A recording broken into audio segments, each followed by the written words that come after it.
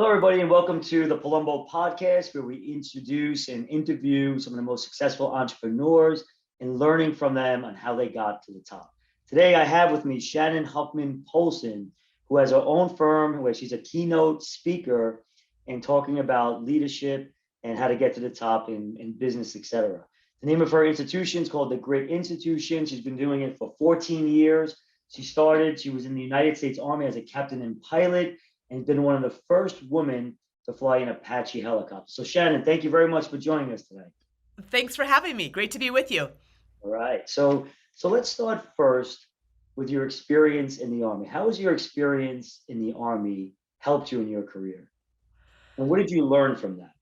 I mean, so much for sure. I had the opportunity a number of years ago to be, as you mentioned, one of the first women to fly the Apache helicopter in the US Army. And I served leading three different line units on three different continents before transitioning through my MBA at the Tech School at Dartmouth, and then spending some time in the corporate world as well before going on my own with the Grit Institute. And yeah, when I think back to those lessons and those experiences from the military and bringing that forward into both my corporate career and then being able to take the best of both worlds, right, and be able to offer that now to my clients today, I really look at kind of three primary areas. And it breaks out in the Grit Factor, in the book, The Grit Factor as well, right? Is this kind of commit, learn, and launch. And that is this important base and foundation of owning your own story to begin and connecting to a core purpose. That's really the base and foundation of grit, resilience, and any kind of success, I think, is that deep introspective work. And then from there, it's pretty external. It's looking forward with deep engagement in the present. That's building your team. That's building the art and the science of active listening. And then it's building the mindset of grit and resilience. And there's several different components of that mindset that are pretty critical. And then finally, you're looking towards launch. And launch is grounded in the past, deeply engaged in the present, and then looking towards the future with audacity, which is the willingness to take risks, right? To face failure, to be able to get up one more time than you fall down, with authenticity, true to who you are, and then with adaptability, which is the ability, of course, to be creative in your approaches with complete and total faith in the end. So how did you decide to go into the Army? Is your family members, are they in the Army as well? I was ROTC when I was at Duke University. And so I didn't have a big family history. My father had been in Army JAG. He was drafted out of law school for Vietnam and served 4 years up in Alaska, which is where I grew up. So that's how I had been, I guess, exposed up until about the age of 1, and with his picture on the wall after that. But he was always very proud of his service and the concept of service. So I think that concept of service and service above self very much came from that family history. But it also was a way to help pay for college. All right. So that's great. Did you enjoy your experience in the Army? Yeah, I mean, there's the highest highs and the lowest lows, right? It's a pretty intense and pretty insular culture. So, I mean, flying missions is pretty phenomenal. On deployment, you're so incredibly mission focused. I had the chance to serve both as part of the stabilization force in Bosnia in 1997. We flew armed aerial reconnaissance in support of the Dayton Peace Accords, and then again in Korea. So I was kind of between the deserts. But in Korea, it was actually this, Madeleine Albright called it the most hostile border in the world only a year after I left. That, of course, has now changed. But it was a pretty intense experience that was incredibly mission focused and very, very purpose centered. So I'm so grateful for that experience. Worked with some of the best people that I'll ever know, and some of the worst. So I think it really is the bell curve of all of those things. Right, right. I'm sure it was. So thank you for your service. Absolutely, it's an honor. So and now take me through in terms of you have your own company now for 14 years. How did that Yes. develop? Is it something you've always wanted to do? Why aren't you working for a corporation? Yeah, yeah, great question. I think I am definitely more suited to work on my own. Although I have worked obviously for the largest organization in our country with the U.S. military for some time, and some other pretty big ones, right? So a large medical device company, and then a large technology company at Microsoft for a while, and it certainly has its benefits, and I learned a tremendous amount from all of those experiences. I really enjoy the chance, though, in a way that the military sort of offers with a small unit sort of a thing, where you're wearing many, many hats, right? And you're ultimately responsible for the success or failure of what it is that you do. And I love that. Like I love the challenge and the opportunity in that. So the Grit Institute came about. Really, as I left Microsoft to write my first book, which is called North of Hope. It's a much more personal book, but there's a lot of grit and a challenge in that one as well. It's up in the Alaskan Arctic, following a family tragedy. And then I started to speak to organizations about the power of narrative to shape your experience. Narrative, of course, connects to marketing, it connects to politics, but it also connects to our individual journeys in our, whether it's a corporate life or a life as an entrepreneur.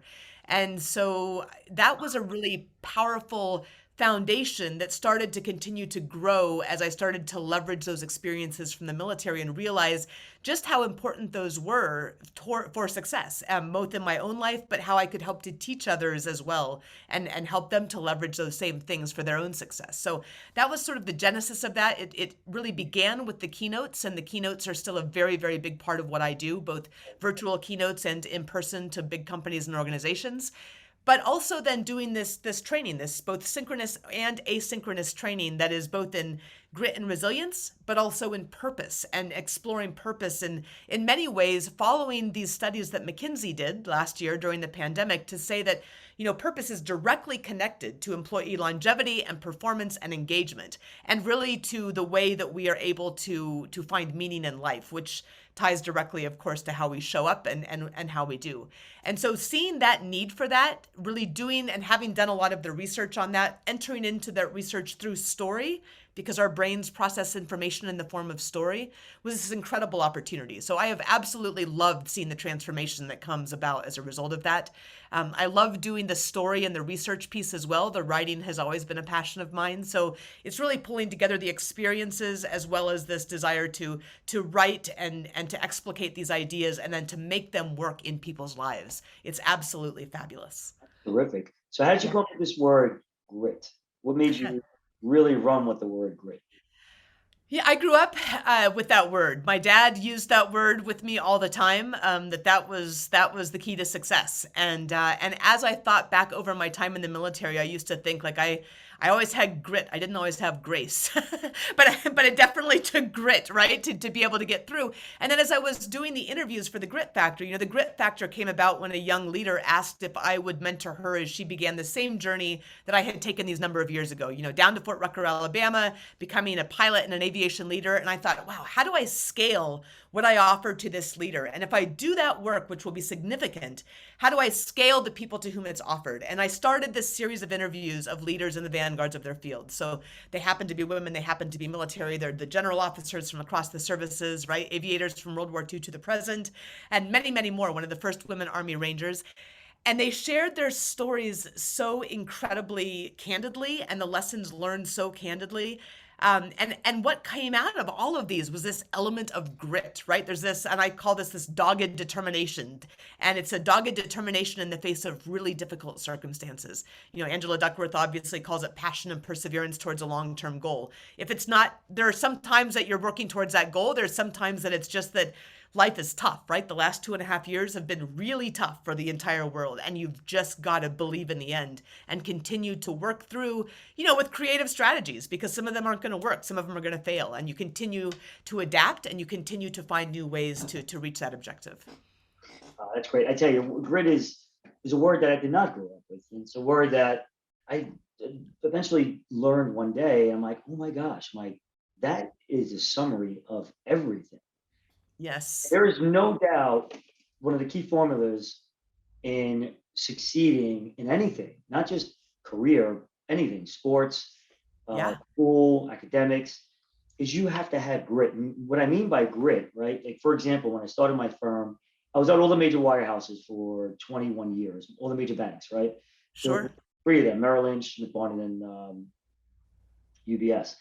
And when I went on this journey to make a transition, I had to learn about starting my own firm and what was involved. And I remember I was going through that process. There was a moment that I had, I'm like, oh my gosh, this is daunting, right? At Sure. that particular moment, because I was going through so many things, there was so many moving parts, etc. But then my mind is always just like, all right, I just fought through that moment that I had, Yes. which was this feeling of grit, like, and you just fight through it and you fight through and you climb, you climb, you climb. And then obviously here I am today, right? So, that's only that one particular moment. That moment has happened numerous times throughout my life, Of course. right? Whatever it was. And it's just that feeling you get where you almost like say, oh, you want to just take a step back and not move forward, but you got to punch forward. And Yes. that's what grit is all about. And that's something that I don't know, can be taught, but maybe can't be taught. But that's really the key ingredient to getting to a very high level in life. I couldn't agree more. No, absolutely. And I do think you can teach it. You can in fact teach it. You can absolutely teach it. You can develop it. But at the end of the day, the person has to make that decision for themselves. Are you going to take on the challenge? Are you going to push yourself that extra mile? Are you going to continue through when you feel like, stopping? And that's an individual decision that we all make at the end of the day. But we can learn tactics and techniques to get further in that, and those are all part of the grit factor as well. Yeah, and I do think a lot of it could be taught maybe when you're young. And I give you an example, which has nothing to do with business, but I coach lacrosse, and Yeah, these younger players, some in travel lacrosse, it's pretty serious the way everybody takes it, et cetera. So some of these kids are not up to par with other kids, and parents are saying, "Hey, maybe we should move to another team, kind of intra-season, things like that." sure. Like they're asking me, "Well, what do I think?" And I said, "I think you should talk to your son and say you got to step up. You got to Right. fight through it, and you got to get better, and try Sure. that line, that level that you want to get to get in front of the person that's in front of you." And Yeah. that's just like where some parents just want to kind of give up and say, "Oh, let me move to another team." Or it's like, no, like you got to teach this now because there's going to be so many opportunities or situations rather that your children are going to be in that if Right. you don't teach them at a young age now, they're always going to think it's okay just to walk away. Absolutely. I mean, I could not agree more. I just had this conversation with a friend yesterday, and my kids are Nordic skiers primarily. That's their primary sport, which is this fairly masochistic sport. And her kids are one's a rower and one's a basketball player. But we were talking about the different kind of both team dynamics, how important it is actually to learn to be part of a team and to support the team. It's not about you, it's about the team, right? And you've got to learn that by good coaching with people like you at a young age. And you've also got to learn to, yeah, push through the hard times, to really be able to do the work, right? You do the work. If you have the goal, you've got to do the work. And this is exactly the time to learn it, is as a young person. Yeah, 100%. Shannon, a lot of people look at where you are in your position, maybe where I am in my position, and many others. Take Jeff Sure. Bezos and Elon Sure. Musk in the level that they're at, right? And people think like, oh gosh, look how easy they have it. They're worth $1 billion and they must have it so easy. Well, people forget what it took for these people to get where they are and the level of grit that they needed That's to exactly get, right. push through every single day, to get to their level, which is just I can't even fathom that, right? But obviously they did it. Sure. So like people who are not there, right? They don't get it what it takes to get there, and it's Yes. this level of grit, which I was so excited about this podcast with you today because it's such a word that I admire. I think it's a phenomenal word that should be taught like more and more and more so people understand it. So Absolutely. have you found that to be true too, where people say, "Oh, look at this person, they have a great life and they drive this and they live here and all these types of Absolutely. things," and they think, "Oh, they have it," and they look at many people like, "Oh, they have it easy," but they don't understand what it took. What is your thought? Yeah, no, I mean, I think there's so many ways to deconstruct that. I mean, first of all, you don't know what goes with that either, right? Like, I mean, if you're willing to sacrifice your family and and make many questionable moral choices, I don't know. I mean, knock yourself out. I'm not willing to do that. So there are various pieces that play into that as well. But also, yeah, I mean, most of the journey, and I've been talking to my son about this just to bring up the kids and sports and all those sorts of things. I was like, you've got to learn to love the journey, right? Like the whole point is you have to love the journey because most of the journey nobody sees. And it's not the point that they see it. The point is that you love the work. You have to learn to love the work because the work is where it's at, it's where it's fun, right? And ultimately, when you're willing to do that work, If you're willing to do that work, then that's when the results come. And they're going to come later. And you're not going to care as much about the results. I mean, all of us that write, for example, you write a book, everyone thinks that you write a book and suddenly like your life is all roses.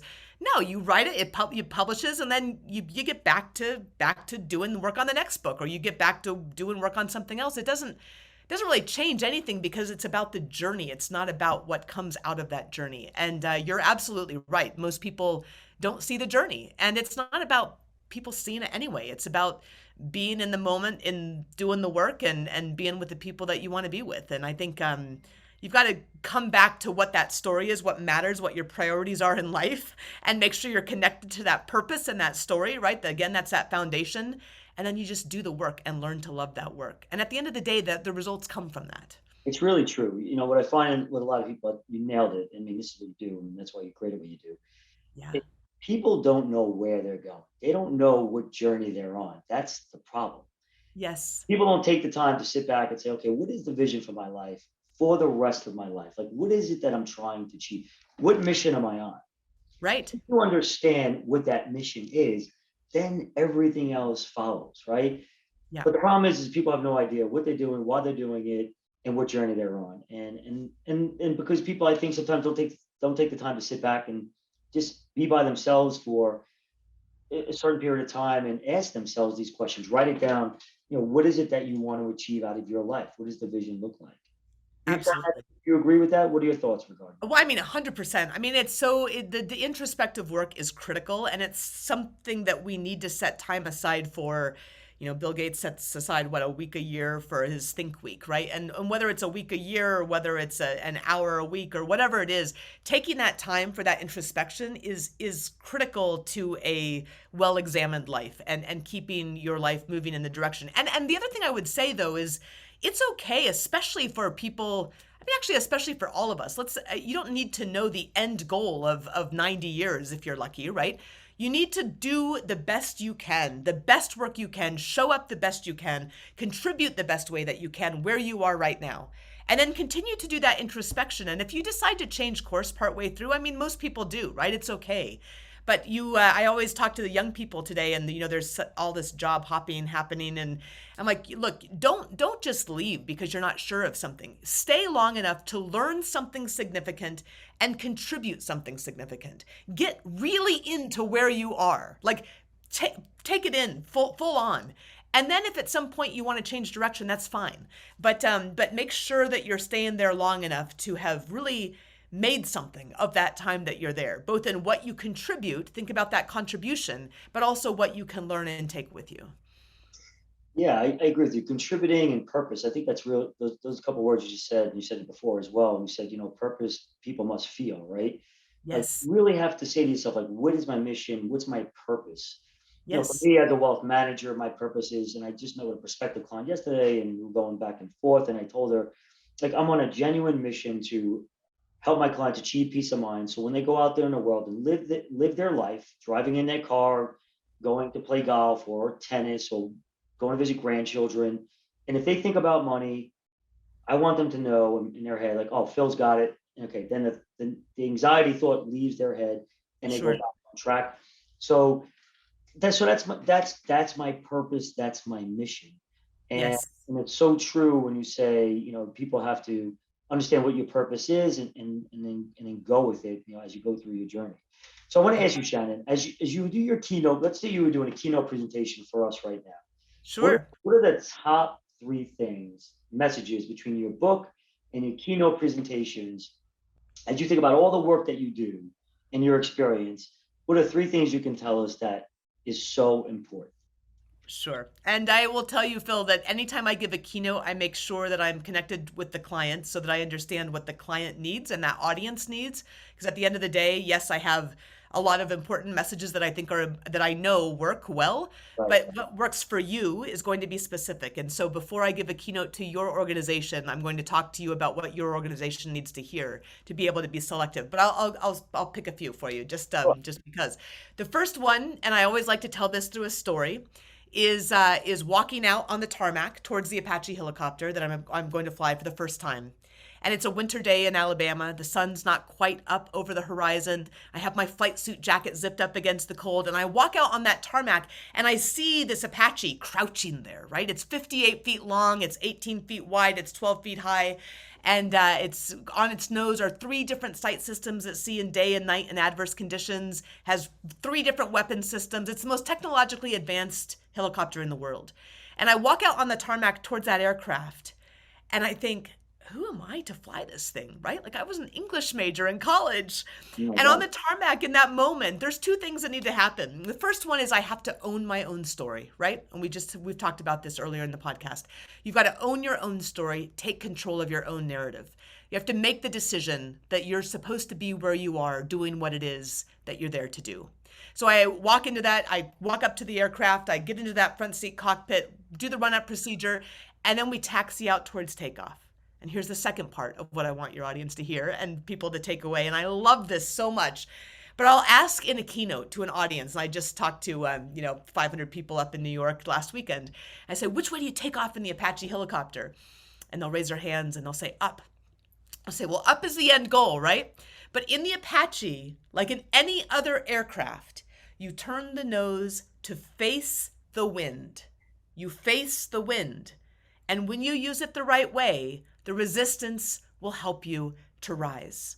So one thing I want everybody to take away is that you have to face the wind, right? Whether it's facing your past or facing the challenge or facing the opportunity, you've got to turn towards it and fly directly through it. So that would be number 2. So those are 2 things in the first piece. The last piece, technically that's one of the stories. I'll give you the last 2 more quickly, although I can tell you lots of stories for them as well. The second piece that I would say is critical to grit and resilience is developing the mindset. And it's both growth and stress mindset. There's 2 different components of this growth mindset research. And then the second piece is this mindset of grounded or measured optimism. And there's this Stockdale paradox that many of your listeners actually may have read about. You may have read about in Jim Collins' book, Good to Great. Admiral Stockdale was a POW in Vietnam for 7.5 years. And he's finally released. He's been tortured. He's had his legs broken twice. He was in solitary confinement for half of his time. They say, what was the difference between those who lived and those who died? And he says, well, those who died were the optimists. Now there's a catch line here because he was a Stoic, right? Stoics don't believe in optimism. But at the same time, he says, here's the Stockdale paradox. You can never, ever lose faith that you will ultimately prevail in the end, balanced with the realities of what you face in the present. And to balance out Stockdale's paradox, 3 separate independent Navy studies showed that optimism was the key to survival for POWs in Vietnam. 3 separate independent studies all found that same thing. So that's that measured optimism. Without that, you cannot go anywhere. And when I talk to people in the nonprofit world or the corporate world that are like, oh, gosh, it's just tough, because I'm like, yep, you're right. And there's nowhere to go with that, right? But if you're like, how do I get there? I know we're going to get here. We have to get here. How do we find the way? Now we have a place to talk. Now we have a way to go. So the third thing I would say is the courage of ownership. And ownership, in the military, you learn, in business, you learn that a leader owns everything that they do or fail to do. A leader owns everything that their team does or that their team fails to do. That's hard, right? It's tough because it's scary. I mean, there's both facing fear and there's facing failure. Every leader knows that failure is part of the path to success. And so the key is, and I always tell audiences this, it's not failure that matters. It's what you do with it that counts. Because a leader has to own everything that they do or they fail to do. And that's where the really great stuff happens. But it's also where it can get a little scary. So what do you do when you're frightened? What do you do when you fail? It's normal to be afraid. It's normal to be worried about failing or to be ashamed when you fail. Right. You do the same thing you do on takeoff, right? You turn to face the wind and you move directly through it. So those are your 3 takeaways. That is terrific. That is really, really cool. Really love the story and integration. That's awesome. What is your view as far as leaders, owners, and executives staying organized throughout their day? For me, I think, and I've tried now, as all of us have, probably many different things. I think time blocking is essential. Time blocking is essential, and those time blocks have to include some time where you're not doing anything, because that's where the creative work happens. That's where you go for your walk, or you start to you clear your mind. So in terms of organization, I think you establish your priorities, and I think time blocking is, at least for me, by far the most effective method for being able to get things done that need to be done. Could you explain to me your method of time blocking? What do you mean by that exactly? Do you go into your calendar and write in time block? Like, how do you Yeah, do yeah, it? yeah. So I go into my calendar and I actually block out time. So there's time, for example, to work on writing. If you don't block out time to work on the writing, which is of course the idea synthesis, right, and generation and explication, and I love that. Like I love that creative work and that creative time. I think it contributes directly to the success of what I can deliver to my clients. And so I have to block out that time. And that means that there's no internet, there's no calls, there's no anything else. There's just that time. Once a week, I'll block out time once or twice a week to record a podcast that may or may not be released, for another several weeks or months. I will also block out time. I have two young boys, and so I'll, especially in the summer, I have time blocked out to make sure that I am getting them to where they need to be. But then I also have time to block out for business development, right? So you have to block out that time to say, here's my priorities for the day. I have my writing time, I have my business development time, I have my check my email time. I should be a little bit more disciplined on that part. I will tell you, I'm not as disciplined as I need to be on that. It's becoming overwhelming. Email. We have to find something different because it's It, becoming way overwhelming. it's totally overwhelming. No, I agree. And then there's the marketing time. So like for me, I've got to I do a lot of my own work, or I have contractors doing it for me, but I still have the management of that to do. So there's a marketing period, there's a business development period, there's the creative generation period, or product development, you could call it. As writers wouldn't like to hear that, but at the end of the day, that's what you're doing. So That's those are great. all key pieces of what I'm doing. And of course, the only time that gets adjusted is family requirement or a keynote, of course, or travel. So That's yeah. great. That's great, Shannon. This has really been excellent. I mean, this advice you've been giving us, perspective. You're really great at what you do. Thank you. No, I love it. I have both that purpose and that passion, and I love to see the transformation in clients, both personally and in their organizations, which is just absolutely a pleasure and an honor. Absolutely. It's what it's all about in the end of the day. Like you said, your purpose, right? Absolutely. So, Shannon, thank you so much for your time today. I appreciate you joining us on the Palumbo podcast today, and look forward to speaking to you in the future. Phil, likewise. Thanks so much for your time and for this wonderful conversation. Thank you.